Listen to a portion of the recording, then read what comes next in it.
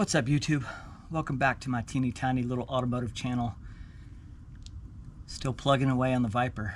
If you just started following this project, I need to tell you the story of this car so that you can understand what I've started with, what I'm working with, and then when I'm finished with it, what it ends up being. I saw this car on Facebook about 2 years ago or so on Facebook Marketplace, and at the time it was stupid cheap and it was a mess. There was body damage all over. It didn't even have 4 correct wheels. The interior was just ratted out. I couldn't believe that a car like this could end up in a state like that, but somehow, some way, that's how it was treated. The description given in the ad is just, it's hilarious.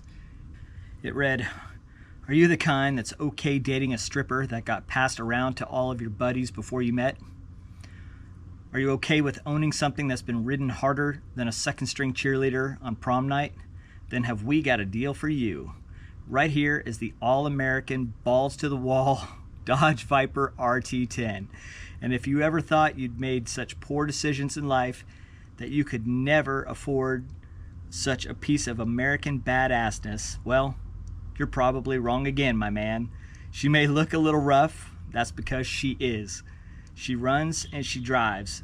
Just got a new clutch and fuel pump after being dug up from her grave. Last time she was seen alive, she was being run down by Granbury's finest. Luckily for them, the fool that stole it was a millennial, and that little stick in the middle ruined his fun.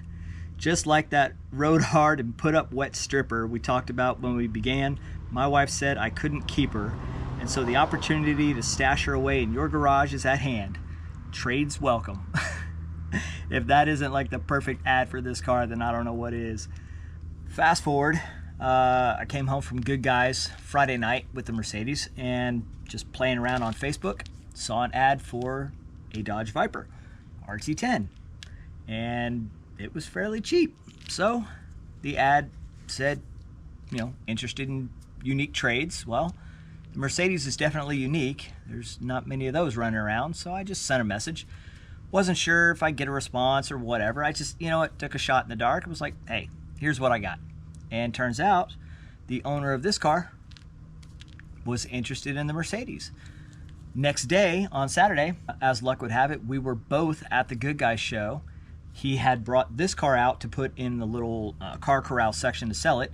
I was in the show section with the Mercedes, and we linked up, and I went over and looked at this one. And we got to talking real quick, and when I asked him where he had found the car, he said he found it down in Granbury. I was certain right away that it was that car that I saw on Facebook 2 years ago. So I asked, I was like, did this car used to have a giant hole back in the passenger rear quarter panel? He said, yeah, I did a ton of body work and this and that and spent 2 years working on it. And I could not believe that this was the same car. It really is a night and day difference from what the car looked like 2 years ago on Facebook in that ad and what it looks like in person. Sure, she's got bumps and bruises and stuff like that, and she's not perfect, but I'll tell you what, she's 100 times better than what she was 2 years ago. So kudos to Kevin for putting this car back together like this.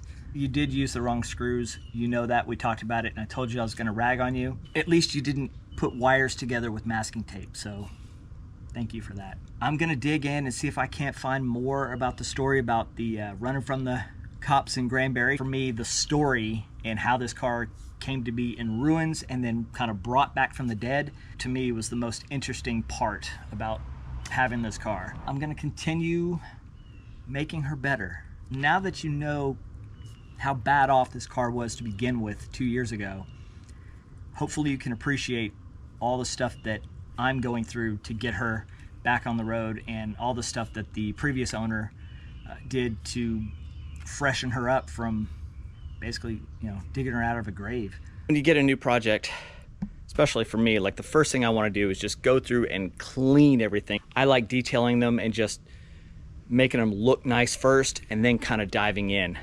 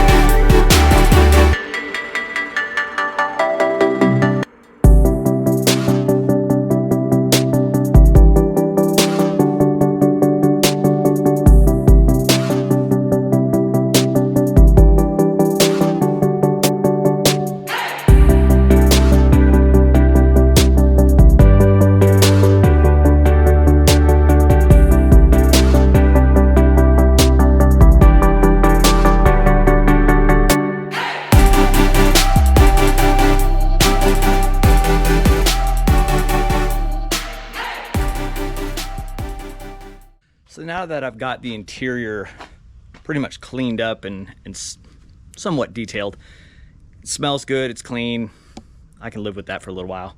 The next thing that I need to do with this car is examine everything under the hood. I kind of have a process when I get into these project cars. Usually the first things I start to go through are just your basic safety and maintenance items. Brake fluid, coolant, oil, what needs to be changed, what is okay, and then start kind of just digging around the engine and the suspension, things like that, just double checking everything and make sure that it's going to be safe to go down the road. Brake fluid, it's okay. I mean, it's not the worst I've ever seen, but I may end up just bleeding the brakes anyway, just because.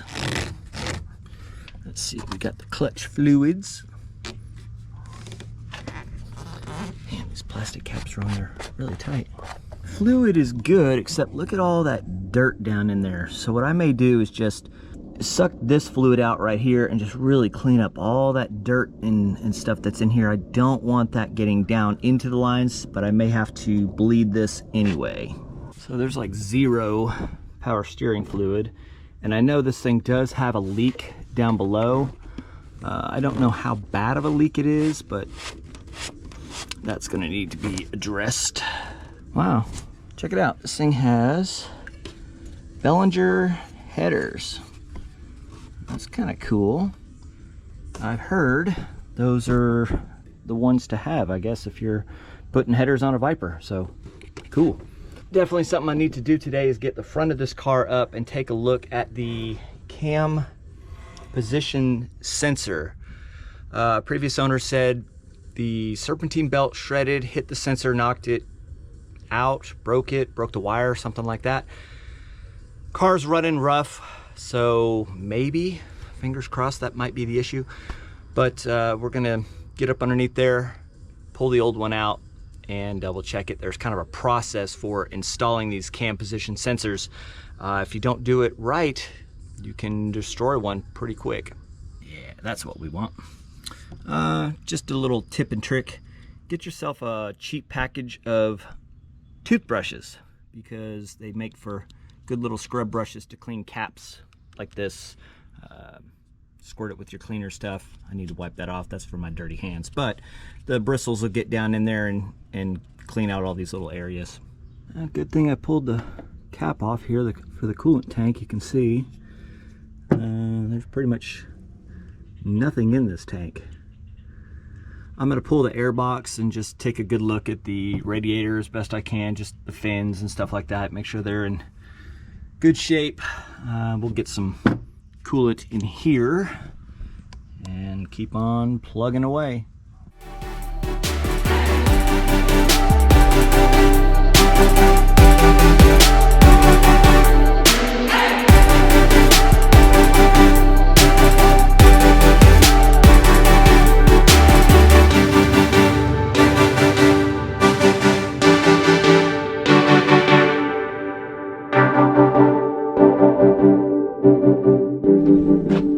The battery on the charge all night.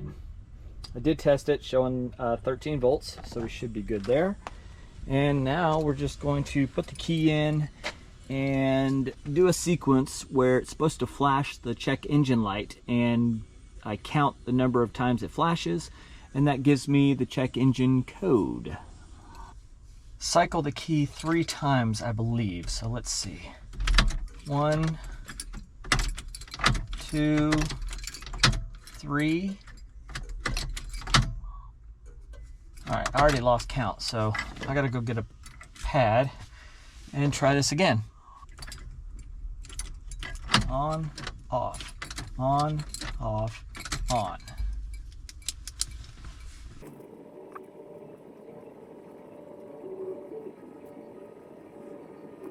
Okay, so when it flashes 5 times, that tells you that it's over.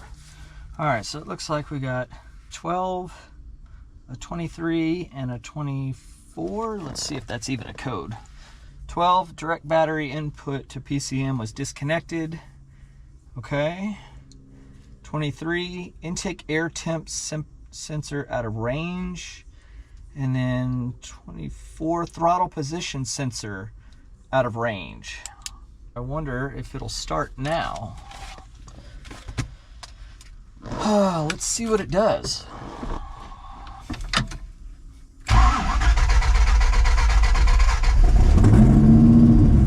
Oh, nope. Should want to stay running. Come on, baby.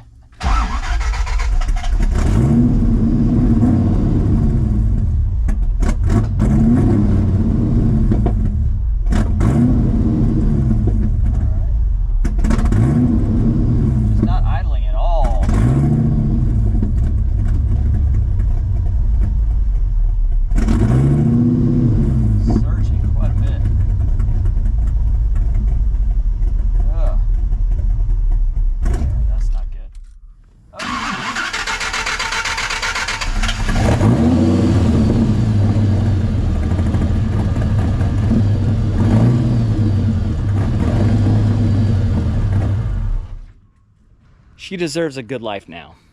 Lots of progress on the Viper finally. A lot of it's just been cleaning and detailing and just seeing how clean I could get pieces.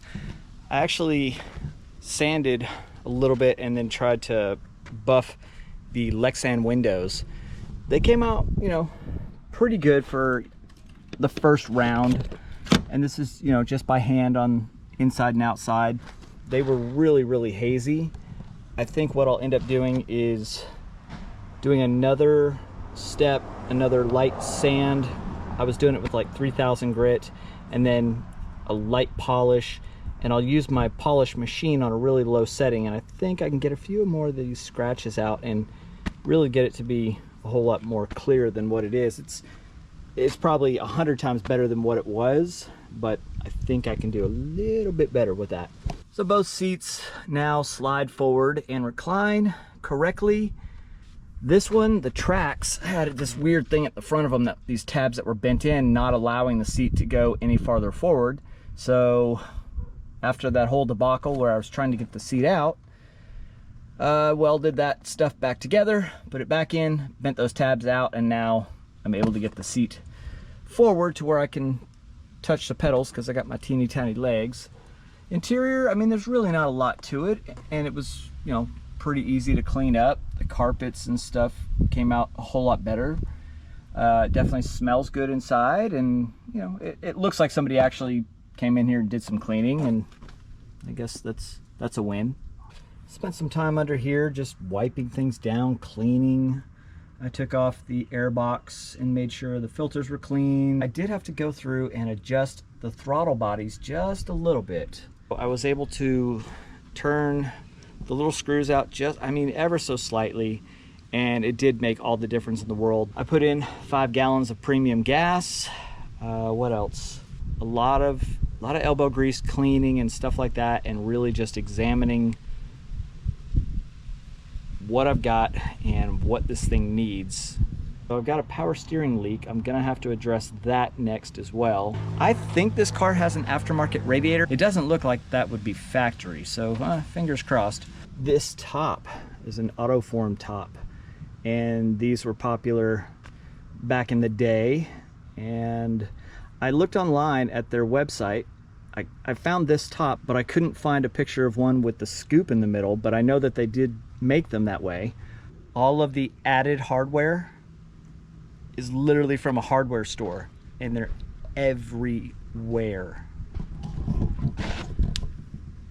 All of these, all of these.